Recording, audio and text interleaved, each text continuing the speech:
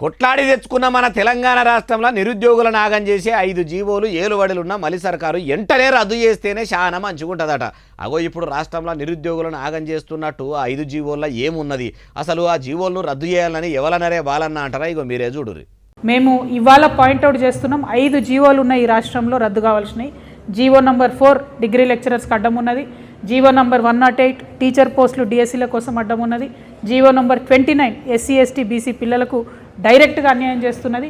పోలీసులో GO 46, గురుకులాలలో GO 81, ఇక మా ఆడబిడ్డలకు అన్యాయం చేసే జీవో 4. ఇవన్నిటిని కూడా రద్దు చేయాలి.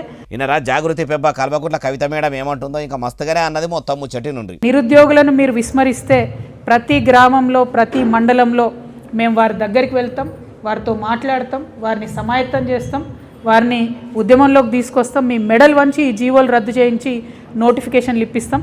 అమ్మ కల్వకుంట్ల కవిత అలియాస్ దేవనపల్లి కవిత మేడము, మరి అసలు ఆ 5 జీవోలు ఎవరు అమల్లోకి తీసుకొచ్చిర్రు మేడము?